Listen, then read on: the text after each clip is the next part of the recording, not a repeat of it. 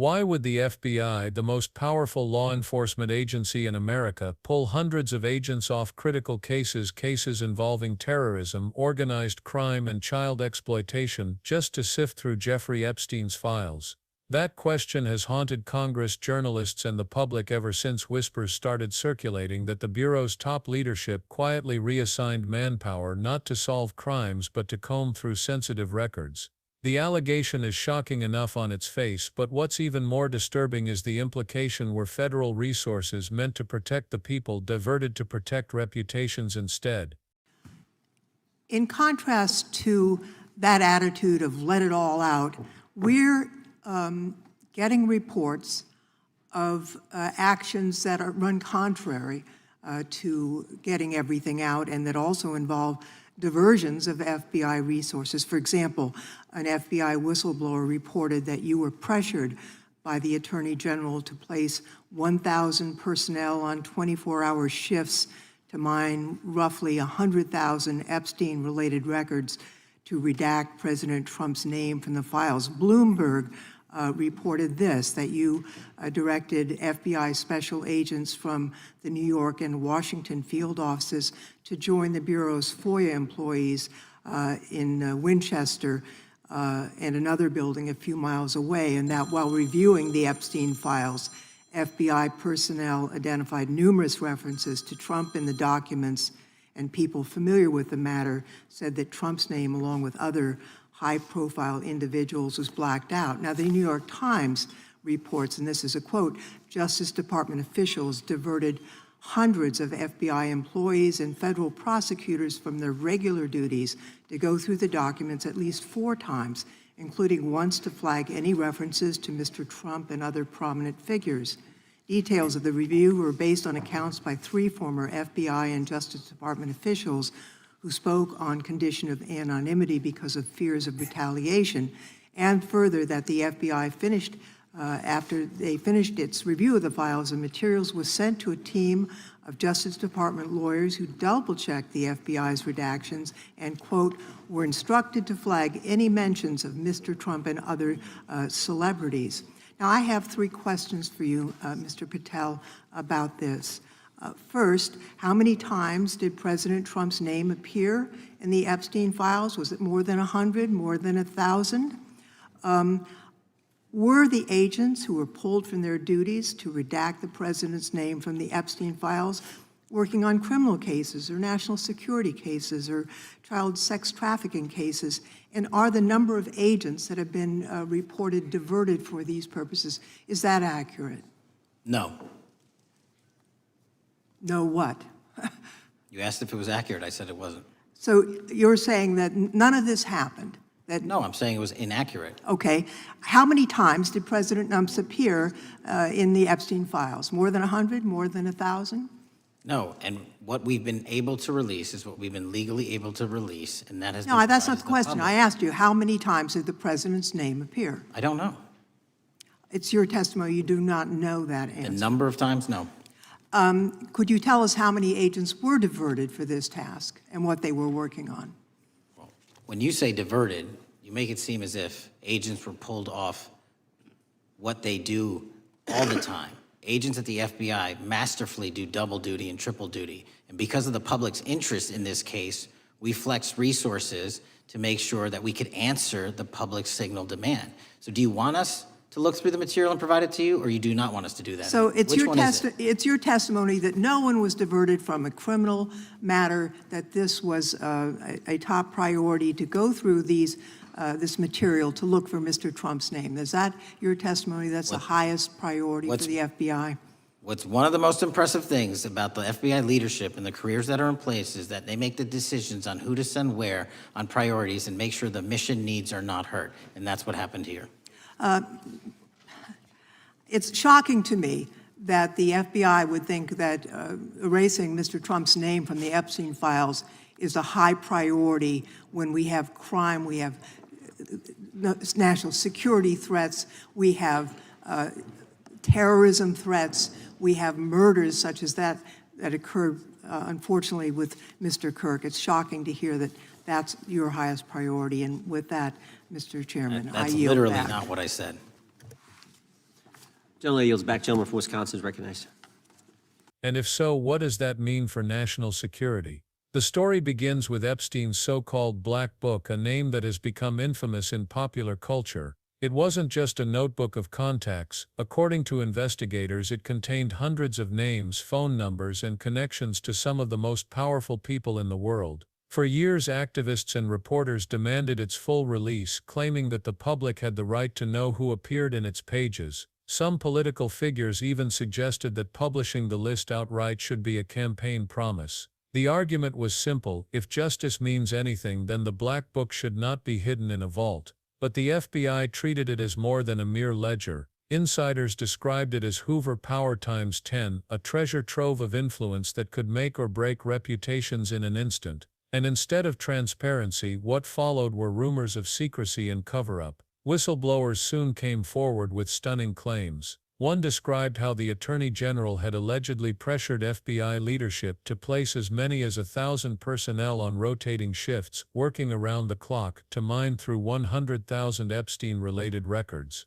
Their task, according to these reports, was not simply to process evidence but to comb line by line for sensitive references that needed to be hidden. Bloomberg first reported that entire teams of agents from the New York and Washington field offices were redirected to assist the Bureau's FOIA unit in Virginia. These weren't clerks, these were field-tested investigators. And their sudden transfer raised a disturbing question: what crimes went unsolved because of this redirection of manpower? The New York Times later added more fuel to the fire. According to 3 former officials who spoke on condition of anonymity, the Justice Department oversaw multiple rounds of review, at least 4 separate sweeps of the same files. Each round involved hundreds of FBI employees and federal prosecutors, all instructed to flag references to high-profile figures. Once the FBI completed its redactions, the files were handed to Justice Department lawyers for double-checking. Lawyers were reportedly told to flag any mention of celebrities or politicians that might prove too sensitive for public release.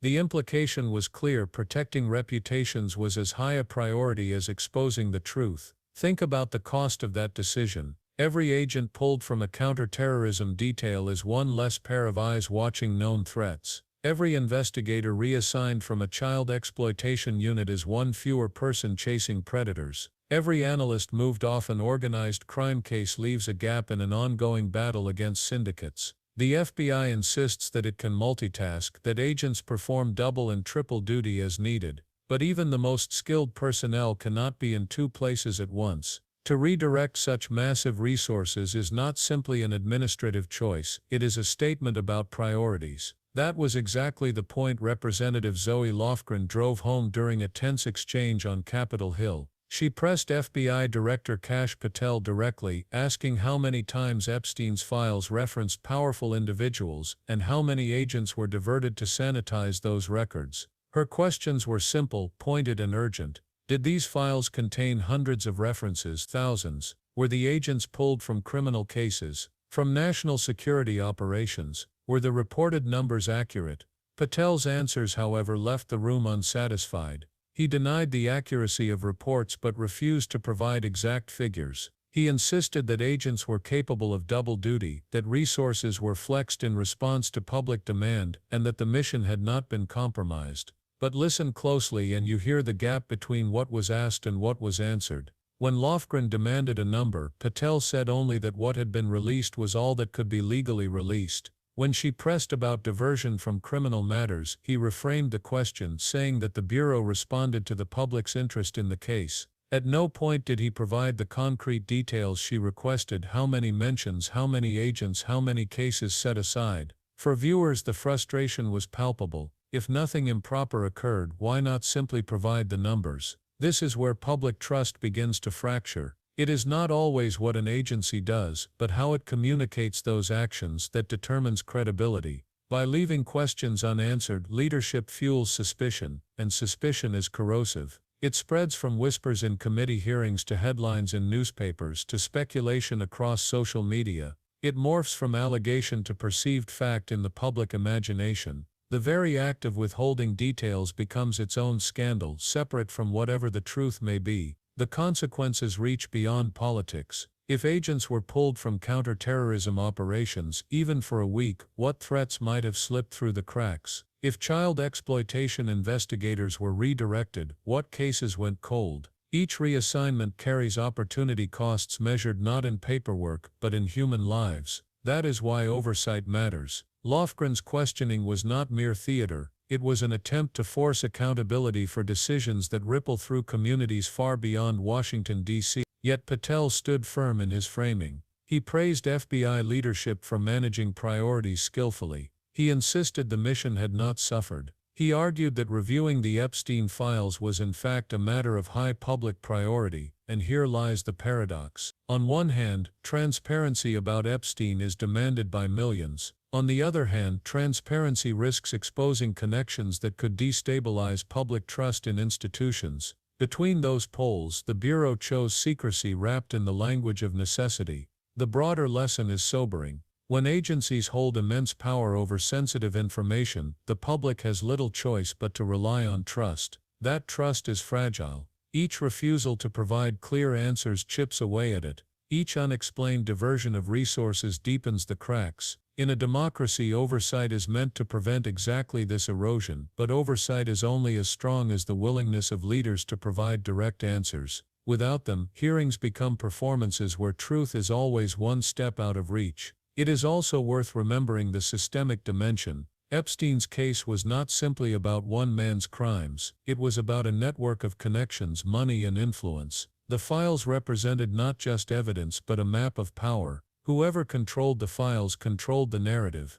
If high-profile names were redacted, the public saw only a curated version of reality, and curation is a form of power. So what should viewers take away? First, that the allocation of resources in federal agencies is never neutral. Each decision reflects values and priorities. Second, that transparency is not a gift handed down by institutions, it is a right demanded by citizens. And third, that without persistent oversight, the temptation to protect reputations over the public interest will always exist. The exchange between Lofgren and Patel crystallizes these lessons. Every unanswered question is a reminder of the gap between the government and the governed.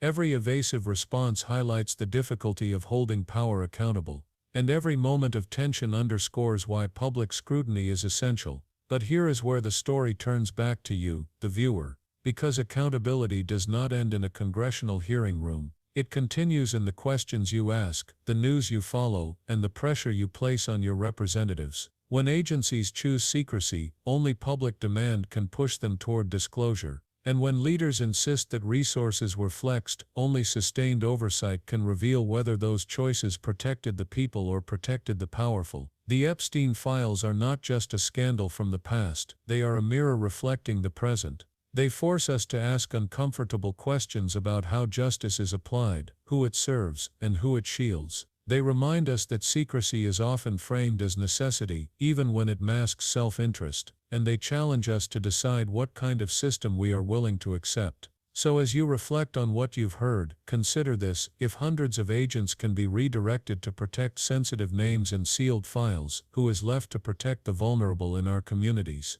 If transparency can be sacrificed for convenience, what other truths are being hidden? And if oversight cannot extract simple numbers from leadership, what chance does the public have of uncovering the full story? The answers are not simple, they may never come fully, but the responsibility to keep asking remains. That responsibility falls on every citizen who believes that justice must be impartial, that law enforcement must serve the people, and that no name, however powerful, should be shielded at the expense of truth. And that is why this moment matters. It is not about one politician, one official, or one file. It is about whether the structures meant to serve democracy can withstand the weight of secrecy and influence. It is about whether we, the public, will accept silence or demand answers. And it is about whether justice is truly blind, or whether its vision is clouded by power. Stay curious, stay skeptical, follow the evidence, not just the headlines, and most importantly, do not stop asking the questions that make power uncomfortable,